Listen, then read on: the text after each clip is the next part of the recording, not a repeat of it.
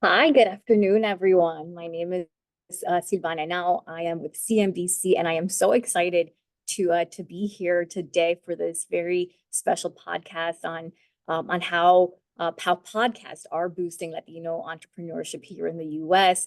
And I want to take a moment to introduce our guests. We have the amazing Fernando Hurtado, who's an award-winning journalist at NBC Universal, and he's the host of Business School. It's a podcast that highlights the stories of Latino entrepreneurs here in the US, which was actually, he also serves as supervising producer on my new favorite Olympian, which was named Best Sports Podcast by Synopsis. He was named to LA TV Week's 40 Under 40 and is an adjunct instructor at the University of Southern California. Welcome, Fernando.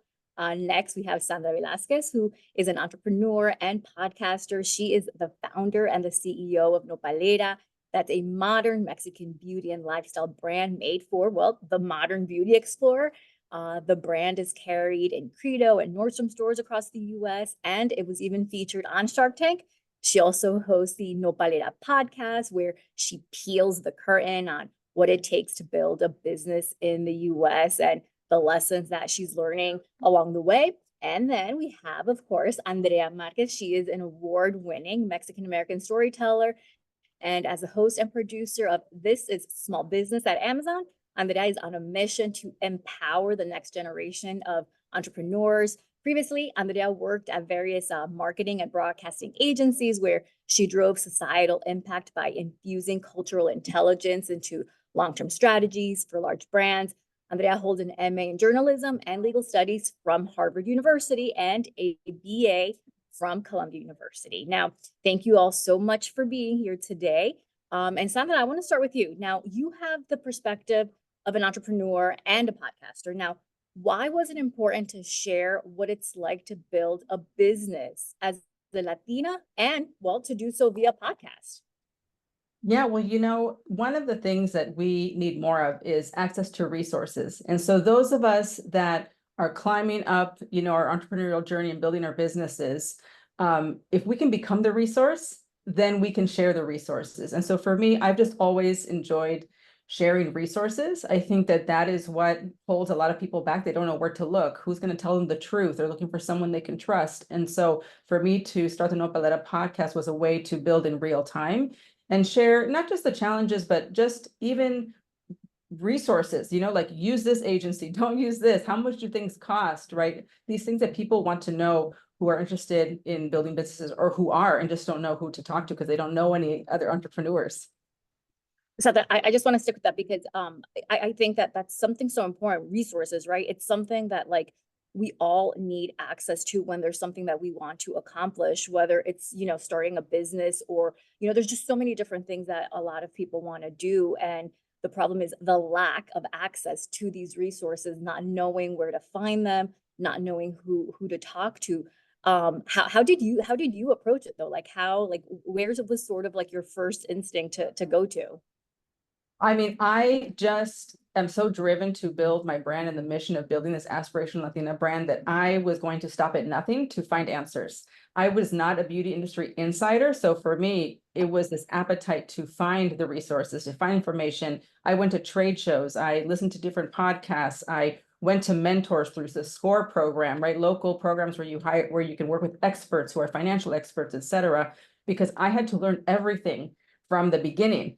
And so as I was learning and accumulating knowledge and resources, I thought, let me also share these so that we can help collapse time for other people so that they can accelerate their growth. Because, if we're starting with no resources, it's going to take us longer to kind of catch up with people who are already in the industry, already have the resources and the connections.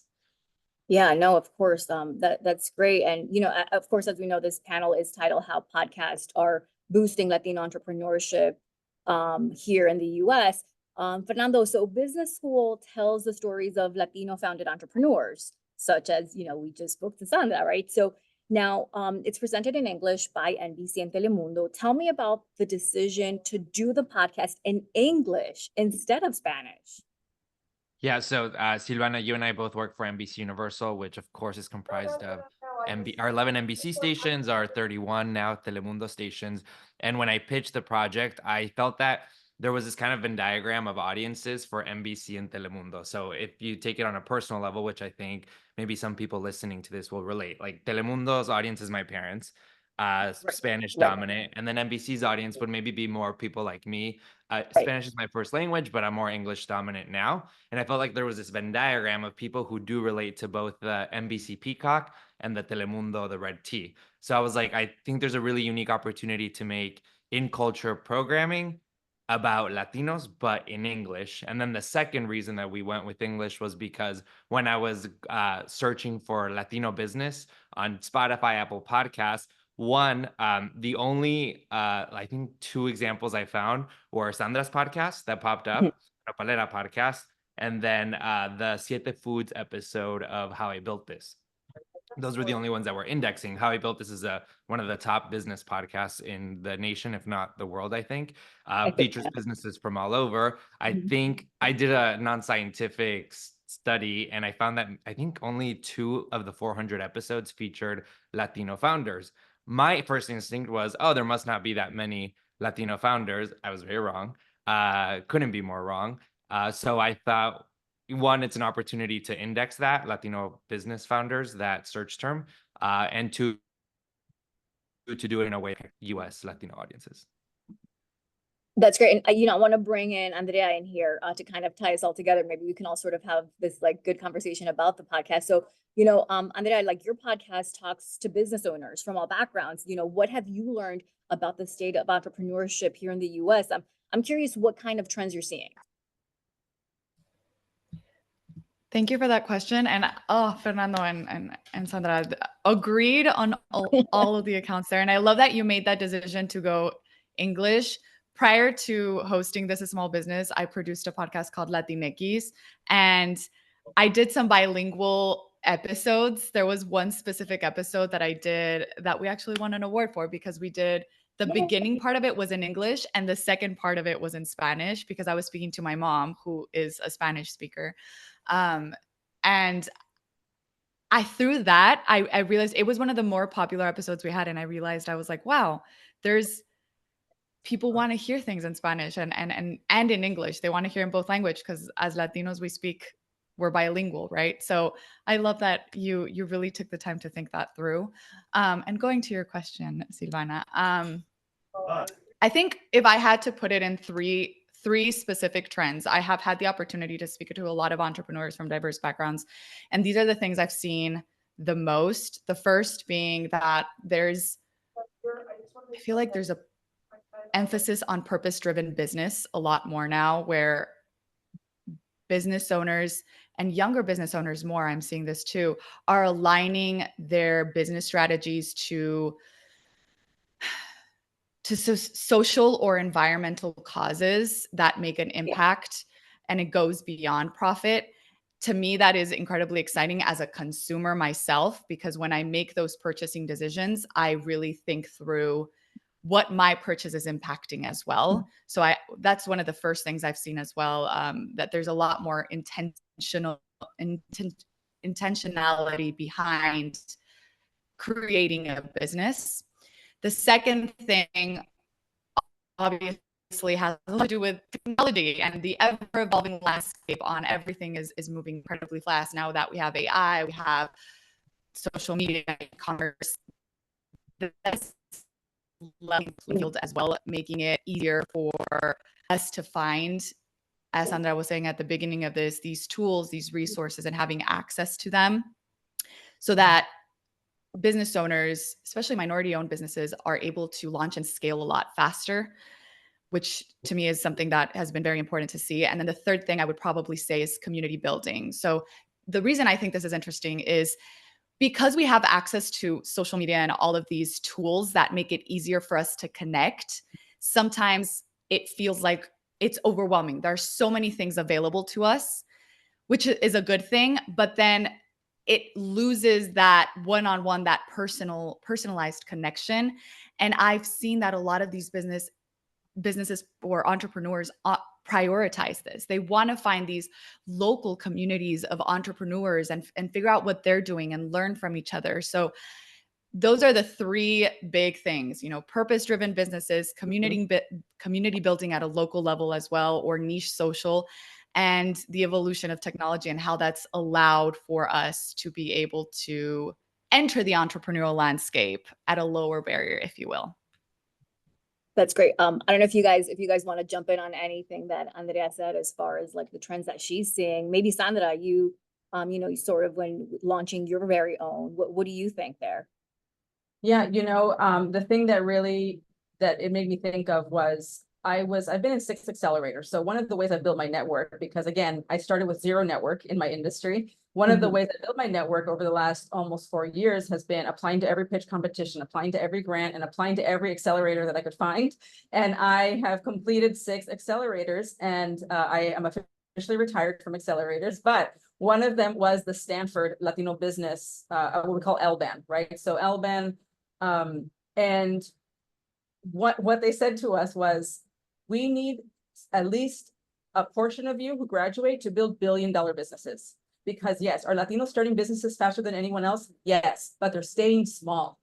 We need more big-owned Latino businesses, not just $100,000 businesses, right? Where people get to pay their rent and like survive, but bigger businesses need to think bigger. And to piggyback off of that, I had the opportunity to see Obama speak at the Latitude conference. This was 2 years ago. And it was a fireside chat between him and Gary Acosta from Latitude Ventures. And Gary asked him, how can we bridge the gap, the wealth gap between the Latino community? Because the way that money is supposed to work is that money is supposed to flow to where the growth is. And so if the growth is in the Latino community, why is the money not flowing to the Latino community? Right? How is this possible? And Obama just said straight up, he said, you all need to think bigger. Straight up, that's it. Not like poor you or lack of resources.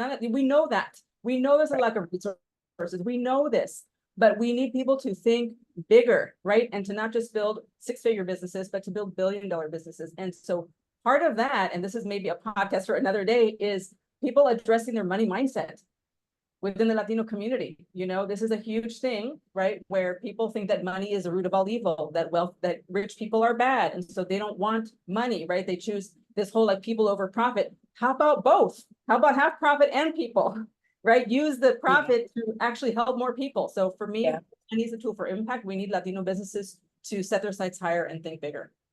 The amount of times I have this conversation about the access to money, I can't even, I've lost count. I've just lost count of how often we talk about Latinos trying to access money for some idea that they have. And it's like, well, where is it? Where is it? Where is it? Well, I mean, I think the whole thing, think bigger, you hear that and you're like, wow, I mean, are we not thinking big enough? Is that really what it is? It's one of the things, right? Yes, the lack of access to capital, but there's so few. I'm in like the 1% of Latinas that have raised over $1 million of venture capital, right? So the money is there, right? But you have to want it. You have to be okay with $1 million being in your bank account and not feel bad about it, and not feel like you're being greedy, and not feel like you're abandoning your roots or your community because you've got the money. You know what I mean? And so this is what I'm talking about, the money mindset. It's like people want the money, but they want a little bit of money. Investors do not invest in small ideas. If you're only looking for $100,000, that is called a loan. If you are building a big empire, you need millions of dollars. So that is the ask. Go out and ask for millions of dollars, not $100,000. That's what I'm thinking bigger. That's amazing. That's such a powerful sort of way to address this, because it's, I think that is definitely part of maybe the reason why there isn't more of these sort of like big ideas getting out there by Latinos, because of that, because maybe it is sort of a cultural thing where we're afraid of being deemed greedy, or we're afraid of debt. We're afraid of owing people things. Yeah. I actually have a question right now from someone in the audience. Now, if my podcast is my core business, should I focus on creating a paywall or try to monetize sponsorships? I think that's a question for someone else, for Fernando. Yeah, I would, if it's your core business, I would definitely think about sponsorships first.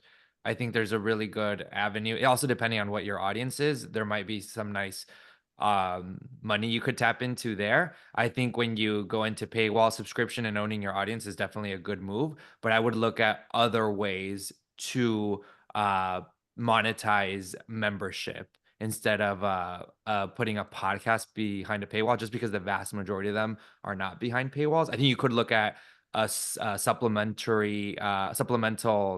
like episode or something that's behind a Patreon or something like that.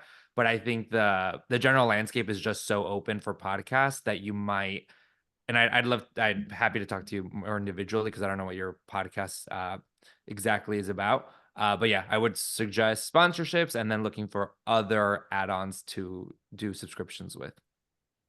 And then I think you also wanted to like jump in here and say something, or I agree with what Fernando said, Okay. For the question. Yeah, definitely. I would not create a paywall just yet, because you're also limiting the amount of audience members that could discover your podcast and word of mouth and, be loyal to your audience. So I think sponsorships are the way to go for now.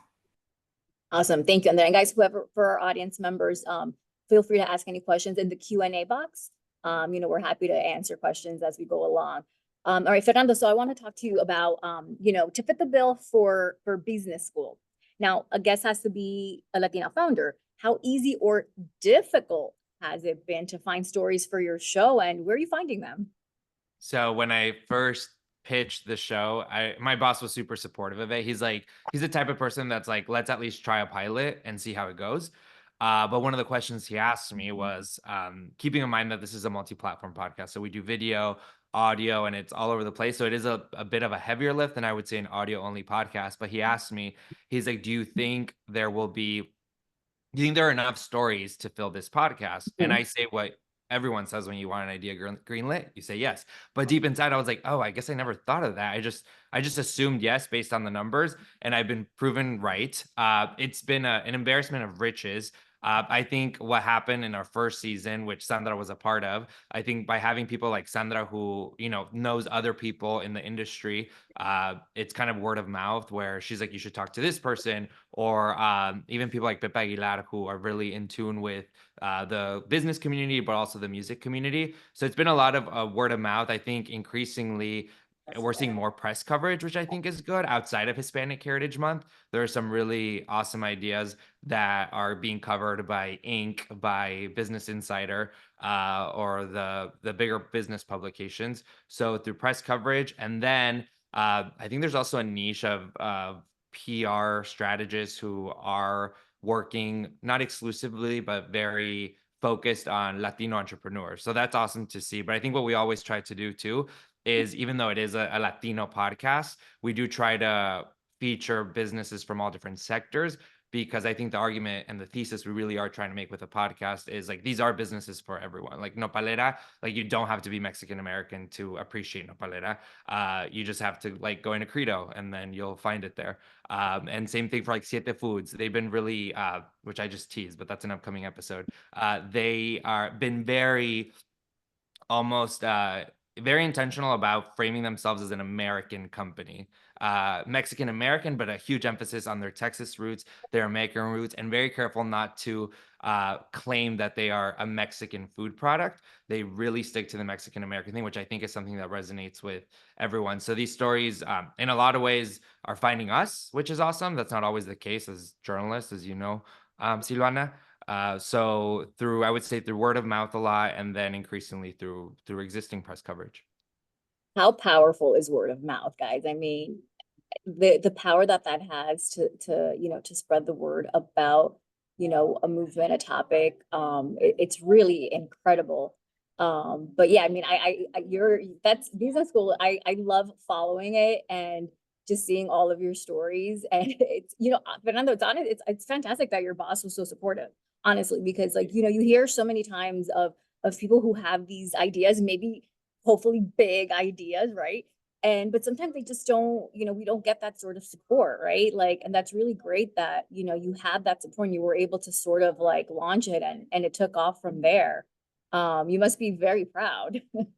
I will say, like, my boss is such an ally, and I'm not sure what the road would have looked like had I not had his initial like yes within 5 minutes of pitching the idea. I think it would have been harder to even get a pilot. So that's like a huge key of the puzzle. Sandra talks about others seeing the value in the Latino community. And I think Yeah. for my boss, like, working at NBC and Telemundo, you kind of have to see the value, even if you're Yeah. not part of the community. But I think he was open to saying, okay, yeah, if we're testing the hypothesis, what would happen if we do in culture programming in English aimed at Latinos? Let's just see how it would do. And thankfully, I would have been very embarrassed if I had done poorly, but it's done great. And across video, the other interesting thing is that we publish the video episodes across NBC and Telemundo, and sometimes the episodes do just as well, sometimes even better on our Telemundo platforms. We have a very bilingual audience across our Telemundo stations. So that's been eye-opening, but also reassuring to see and reaffirming. And let me tell you, your social media promos are very good for business school. I love watching them. Thank you. Glad they were. Definitely get my attention, that's for sure. Okay, so I wanted to talk, Andrea, a little bit about, this is small business. It contains a lot of useful tidbits for listeners. Now, one reviewer wrote, "This podcast is your one-stop shop for what's working now entrepreneurial strategies. What do you know about your audience and who's listening to you?" I love that question because I feel so. For a little more of context, before we started the podcast, and I got the same very lucky experience like you, Fernando, where I was immediately supported by my leadership. They were very excited to be able to do this as well. And so I went out and I spoke to entrepreneurs and I asked them in person, I asked them if you had a podcast, what would you like to hear about? And the vast majority, and I'm speaking more than 100 that I spoke to in person, said something along the lines of, I just want to hear the stories of other people doing exactly what I'm doing and being small business owners, because I feel like I'm at the start of something and I just want to know that I'm not alone. I feel like I'm at an island. And when I had this conversation, we were, barely starting to get out into the world again because of COVID, right? So there was this sense of, I don't know what people are doing. I feel like I lack community and I would like to hear the stories of other people doing what I'm doing. So from that, we created a podcast that does that. We tell the stories of small business owners for other small business owners. And we found that the vast majority of our listeners are aspiring entrepreneurs that are not quite there, but they want to be, they aspire to be, they want to be inspired by these business stories and want to call themselves entrepreneurs. And then we have people who are right at the launching phase of their business, and they are thinking about how they can scale, who they can talk to, community, and find these resources as well. And we actually have found that a lot of the episodes that are surrounding finding capital, access to capital, and where people can do that. And Sandra mentioned at the beginning that, she did accelerators, she did grants, she did pitch competitions. All of those episodes do so well because some people don't know that this is an opportunity that they have access to. They don't know about accelerators. Mm-hmm. They don't know about pitch competitions or grants, and the idea that you can get money and don't have to give anything in return. You just pitch your great story and you get access to capital. And so a vast majority of our audience members are in that stage. A lot of them are side hustlers too, which I think is super exciting because they're trying to figure out how they can, leave their corporate jobs or something like that to be able to do this full time. And they're all very engaged. We have great numbers in terms of like finishing episodes, just because I find that listeners really resonate with hearing the story of entrepreneurs. And then we bring in industry experts to be able to like give us that perspective of, okay, this is your business. This is what this business owner is going through. What does that mean in the context of the greater landscape, the greater financial or economic landscape of the US? No, that is great. And Andrea, I'm glad that you brought Sandra into this because, Sandra, well, you are in touch with other Latino entrepreneurs. What are some of the biggest obstacles that they face, and what role do you think that media can actually play in helping break those down? Interesting question. So honestly, my experience from talking to other Latino founders, right? Some who are at the same level or kind of right behind me. And I know very few that are ahead of me, right? Like I can name them on one hand. Women that have other Latinas that have raised $10 million Series A, that are in Sephora nationwide, et cetera, that are running global brands. There's very few. But one of the things that I have observed from other Latino founders, I guess it's important to state that most of us did not come from business school. Right. So we're not coming with MBAs, right? We're not coming with our parents' financial advisor. We're not coming with already a financial model that we got from our grad school program. And so this is the piece that I find that most people are missing, right? People are passionate about their products, are passionate about, they want to build something that helps the community. They want to make an impact. They're willing to work hard, but they've never run a financial model before. They've never read a P&L. And so this piece like is so critical to run a business. It's not talked about enough, right? The things that people always ask me about are like, how do you get more people on your email list? How do you get money, right? All of these like external things. I'm like, do you have a financial model? And the answer is usually no. And I'm like, do not ask me about marketing strategies or all these fancy things that you see, this like glitter out there before you build the foundation. The foundation is very unsexy. We are all running operations companies at the end of the day. And we don't talk about that enough. And so that's why I started my podcast, was also to talk about the real stuff, not just about how much do I spend on Facebook ads, or like, how do I find a photographer, or like, who did your logo, right? These are questions that I get from a lot of founders. Don't ask me those questions until you have the fundamentals covered, until you understand the finances, until you have correct bookkeeping in GAAP format, right? Until you have all of these things. And so how can the media help? I guess just talking about that part, because we always want to focus on what's on Instagram and like, all the articles that you see in the media, and so raised, millions of dollars in their Series A, and people are like, oh, I want to do that. Okay, but people also sometimes want the success without wanting to do the work. And there's a lot of work involved. And I'm going to go back to my first point, is that work begins in your brain. Because being passionate about making something, right? Like, I love clothing, so I love to sew, for example, and I want to sell these.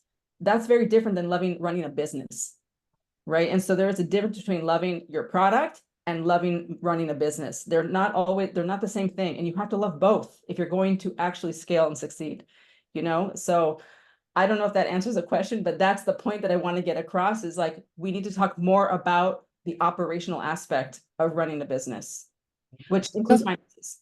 No, something. I mean, that's a great point, because you're absolutely right. I mean, we do live in this sort of world of social media and what we see, right? It's really, that's what sort of catches our attention. But with so many people with these great ideas, and they're just so excited about their idea. But you're right, maybe they just have no idea on what it takes, on the hard work it takes to really get things going, on all of these sort of behind the scenes, if you will.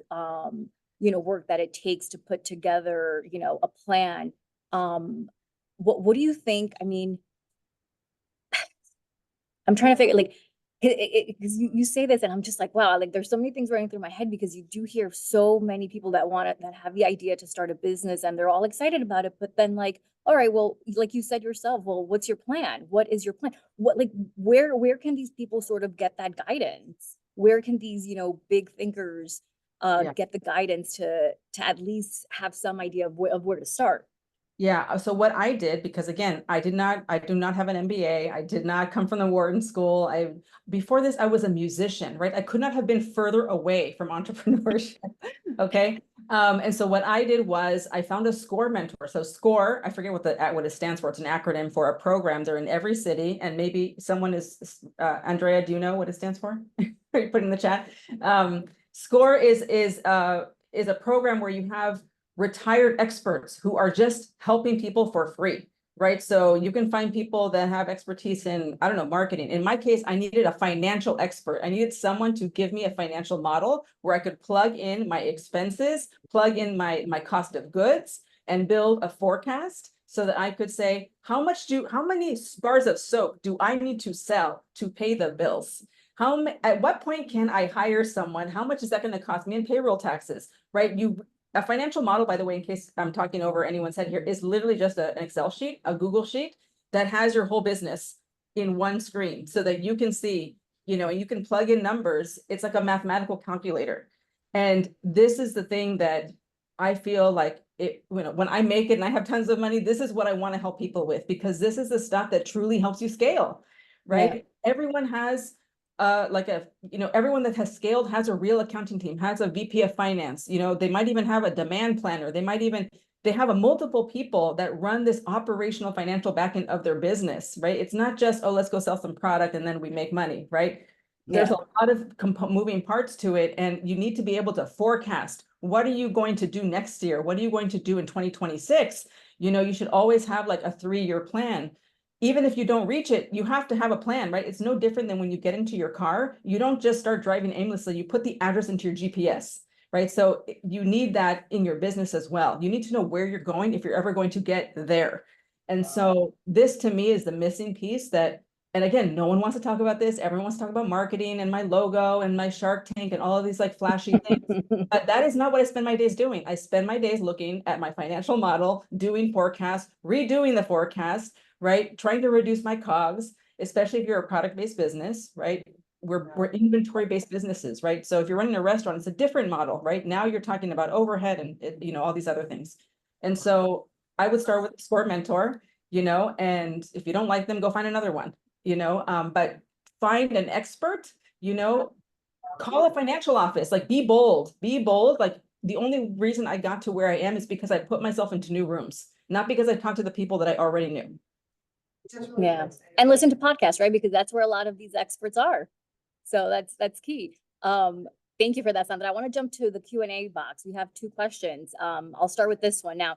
All right, here for my podcasters, is video podcasts just a trend, or audio only podcasts are king? So this is in terms of less production resources involved, or maybe other factors. Anybody want to take that one?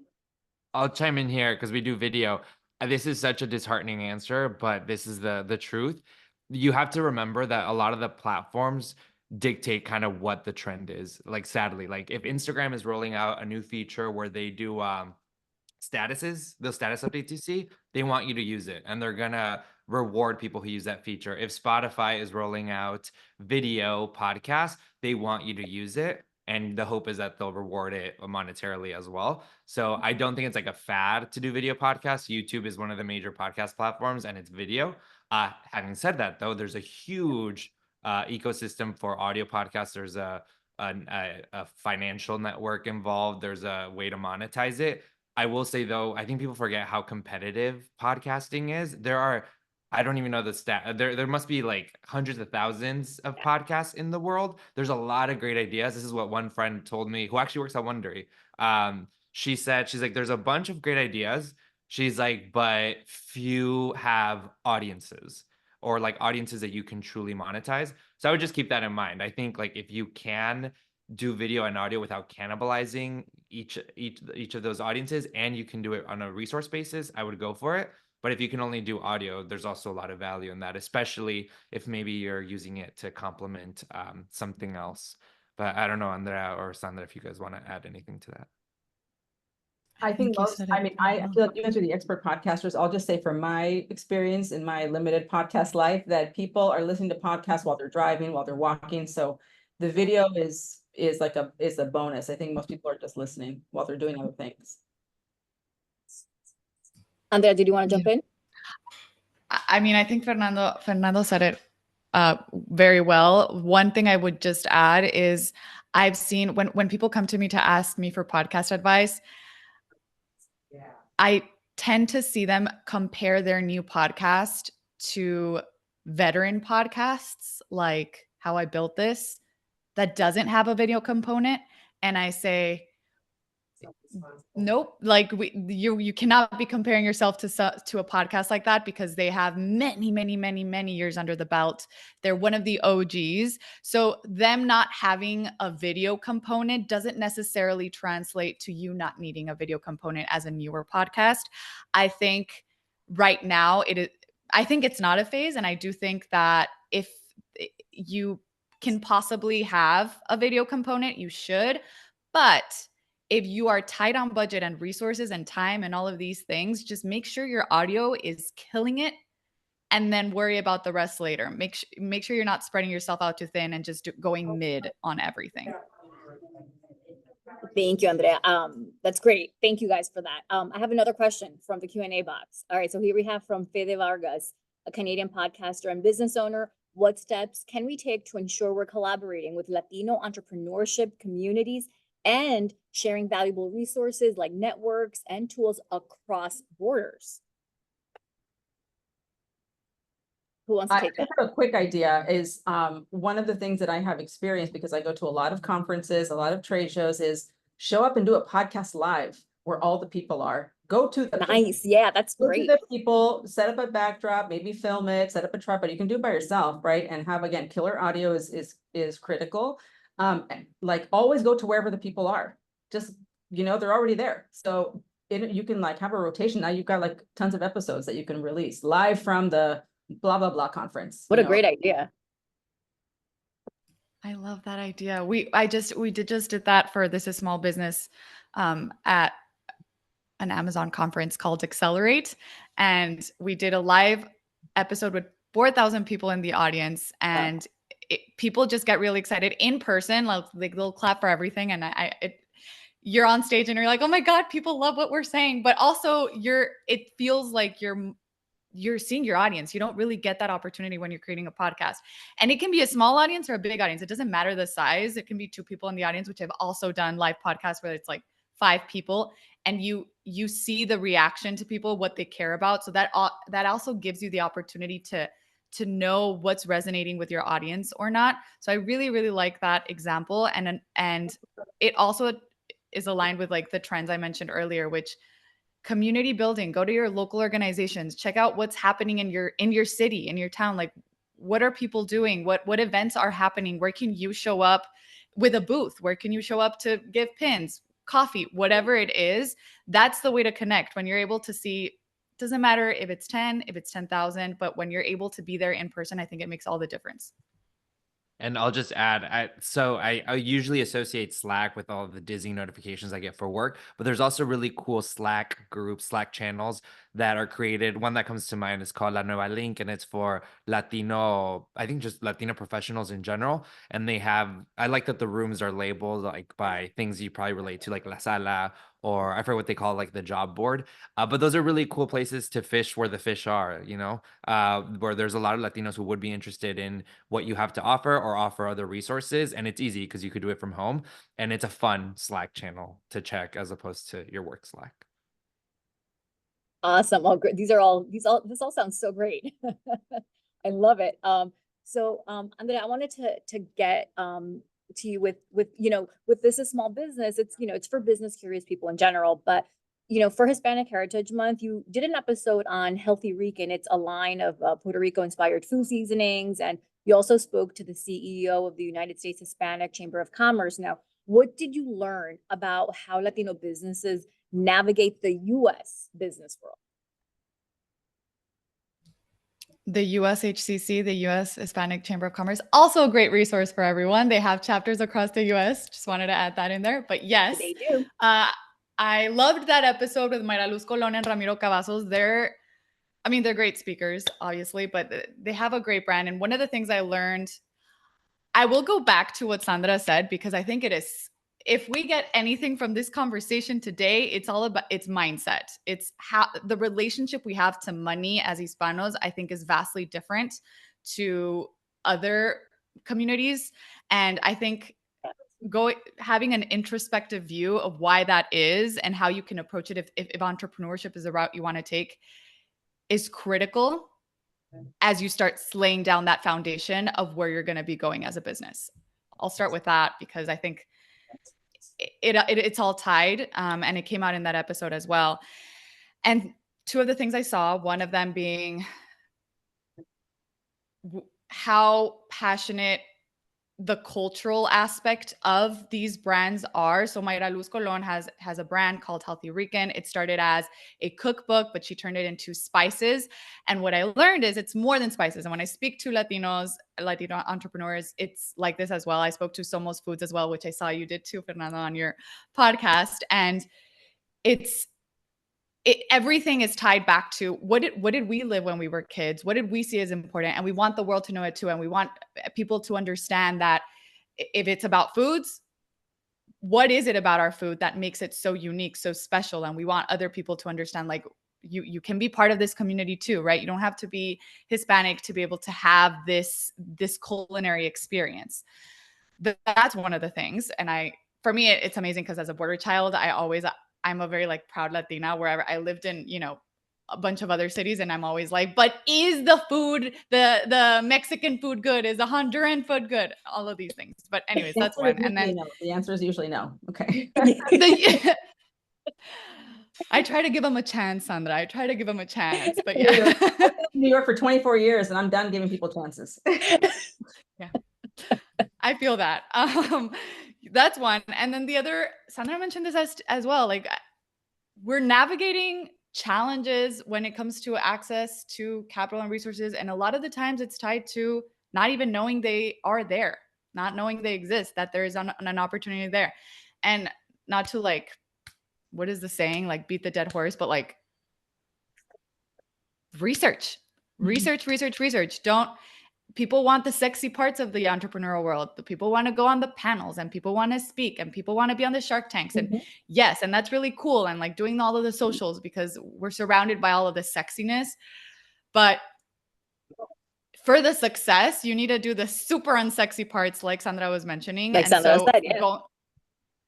And that's like incredibly important. And Mayra talked about that, like the unsexy parts. And we do that as well. And Ramiro talked about that. And if you go to resources like the USHCC, they help you with things like mentorship. They have funding opportunities. They have policy support, which I think also makes a difference when you're able to talk to your local representatives. So they understand what your challenges are and how they can meet those.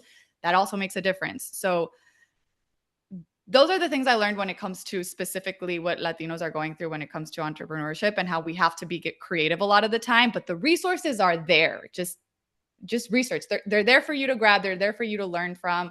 And when you engage with these, you're also getting people to understand that you need more of that representation so that they can keep flowing back to you.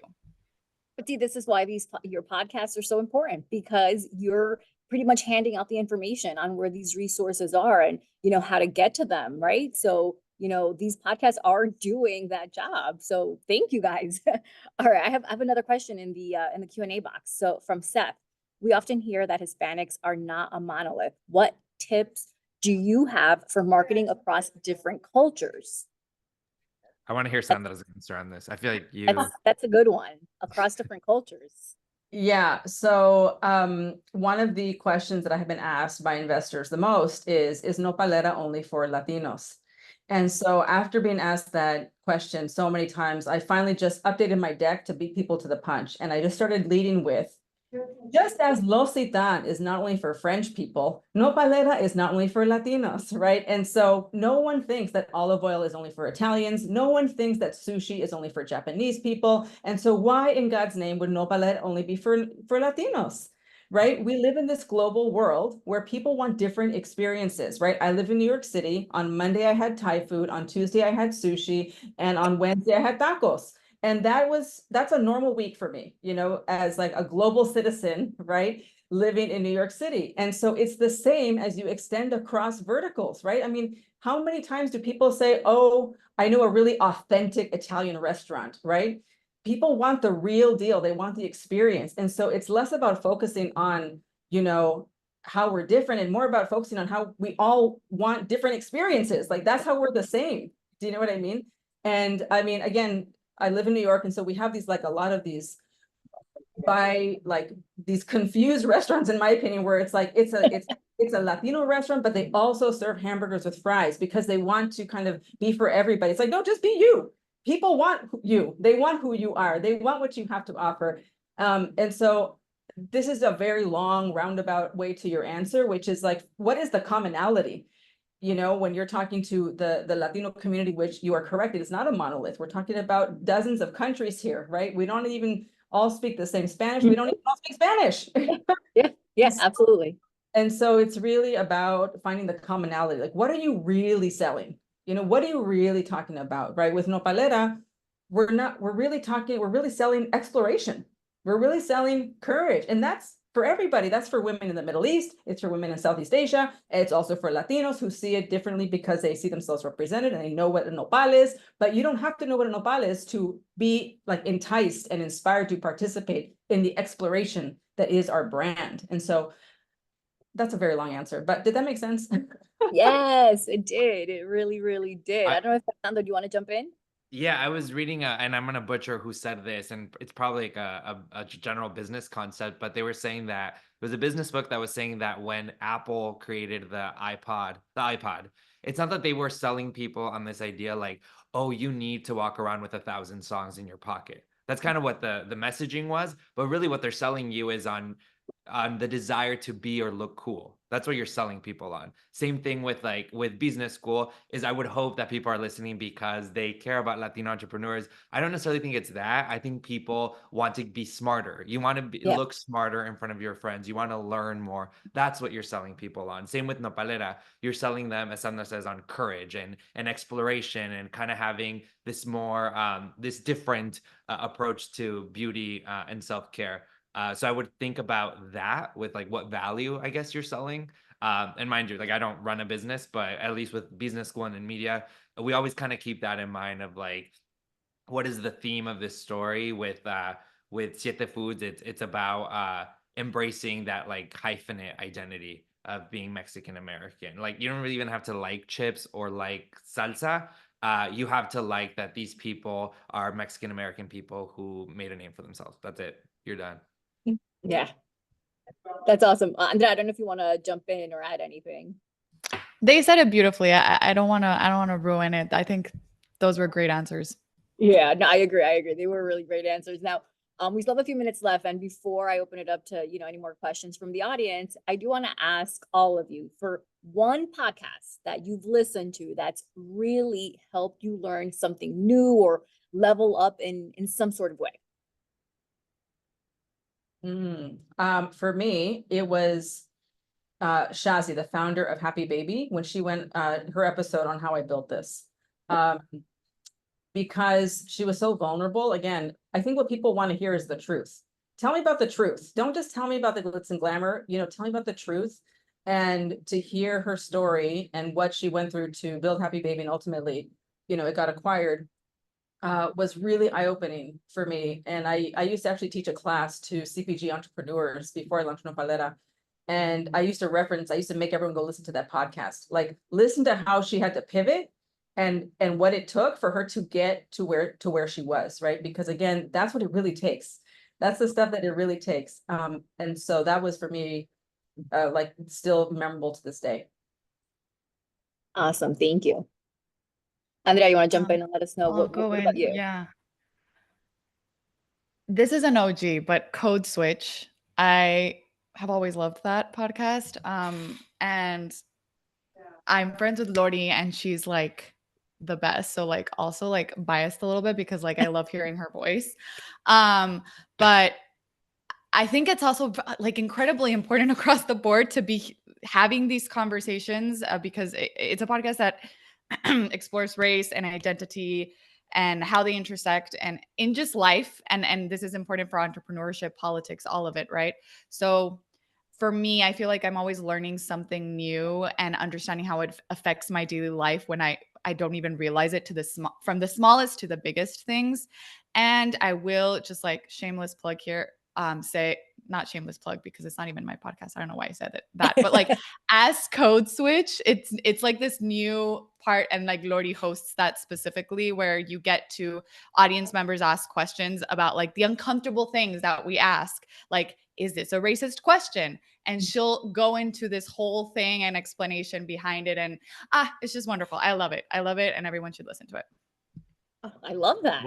That's so cool that you're talking about Lodi's podcast. Like that's awesome. Like I wish, I think that's every podcaster's dream that people are so passionate about it.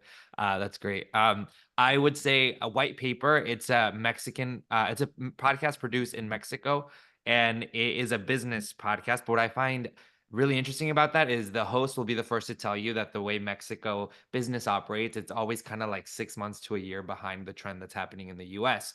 But every now and then it's the flip, where Mexico is developing some really cool businesses, trends, and consumer behaviors that it kind of serves as like this magic ball of what we will see in the future.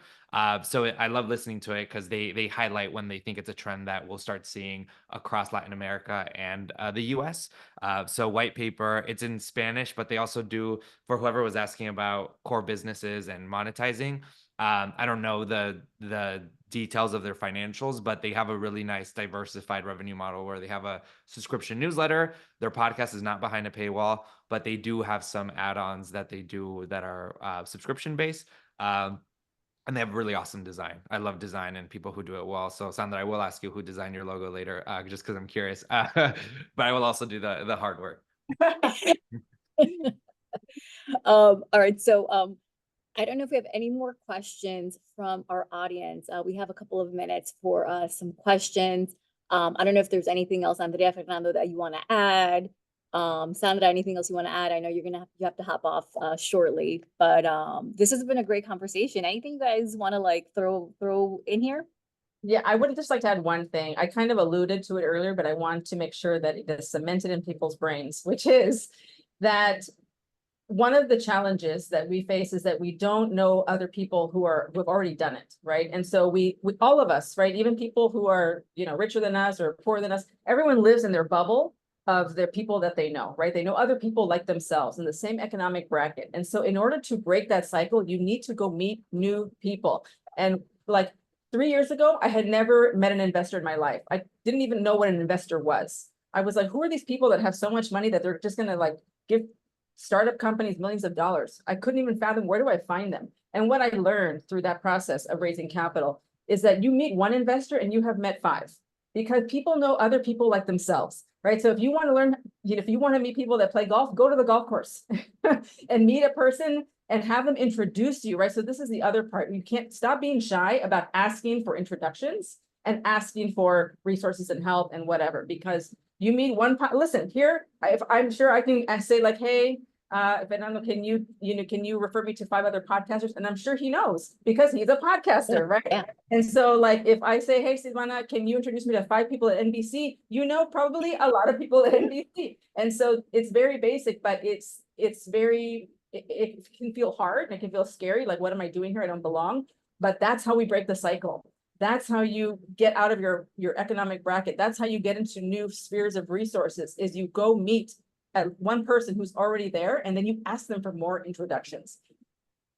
That is amazing, Sandra, because it is so true. So true. I love that you said that. And, guys, so in the chat, one of our listeners is asking if they can have the link to the podcast. Very interested as a finance educator. So drop links to the podcast in there if you can. But yeah, guys, does anyone have any more questions in the audience for us? This has been a terrific conversation. I don't know if you guys have anything else to add or sort of anything you want to leave us with. I will plead the fifth because what Sandra said was excellent, and I don't want to. There's no final thought I could have that would. But yeah, it applies to all of us, entrepreneurs or not, podcasters or not. I will share one of my, like what Sandra said, that I get an intern every semester, and that is also the same thing I tell my interns.